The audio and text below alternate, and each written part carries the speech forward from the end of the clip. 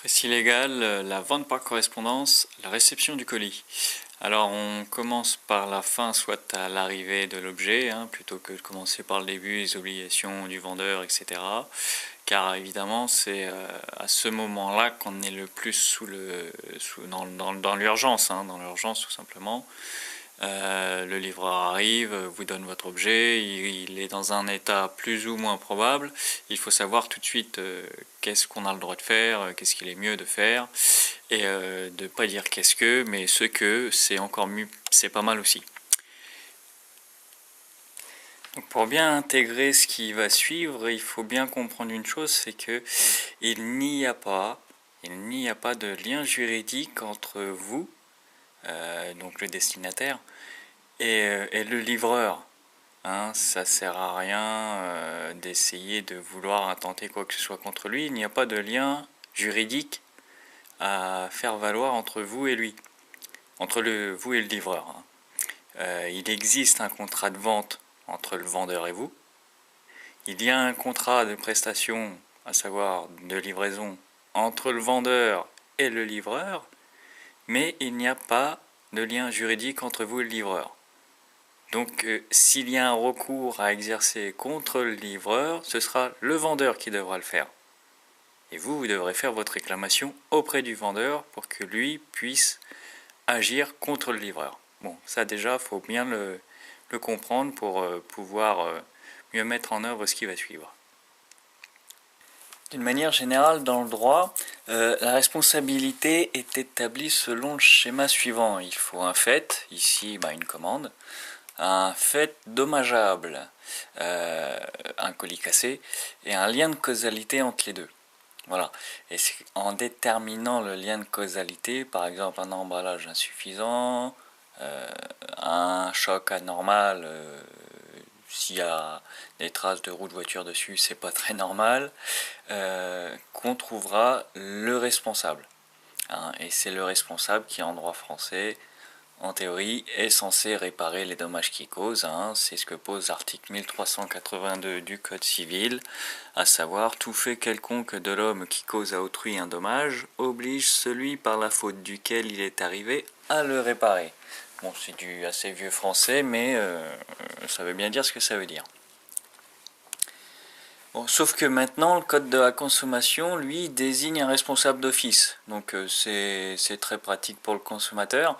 D'un point de vue des droits, c'est beaucoup plus contestable parce que ça fait des textes beaucoup trop complexes car trop précis. Bon, c'est très critiquable comme pratique. Mais bon, les faits sont là. Donc depuis un certain nombre de réformes qui commencèrent avec la loi de confiance en l'économie numérique, loi relativement démago, mais c'est un avis personnel.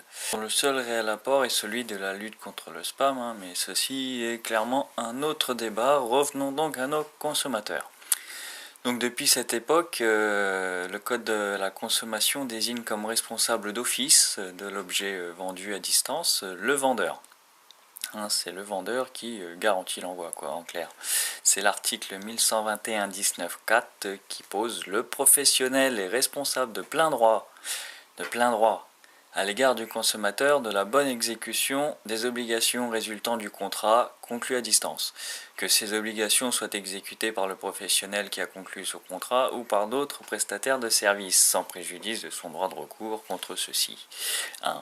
Donc de plein droit, en termes juridiques, ça signifie qu'il n'y a pas besoin de preuves.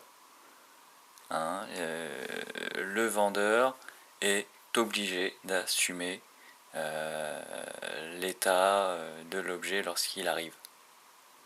Voilà, c'est une obligation légale. Sans compter que la plupart des entreprises de livraison ont des clauses exclusives de responsabilité dans leurs conditions générales de vente par rapport à l'état du colis. Évidemment, on peut engager la responsabilité par rapport au délai, tout ce qui a rapport à la livraison elle-même, mais pas le contenu, l'état du colis. Bon, le plus simple lorsqu'on reçoit un truc dans un état proche de l'Ohio, c'est de le refuser. hein. Sinon, toujours faire des réserves sur le bordereau de livraison. Des réserves motivées, hein, sont plus réalistes. Il faut préciser le paquet déchiré, le couvercle est décollé, enfin être précis quoi. La mention sous toute réserve ne veut rien dire du tout et montre bien que vous n'avez rien contrôlé du tout et qu'il n'y avait très certainement rien non plus à la livraison. Après, il arrive que le colis soit mis directement dans la boîte à lettres.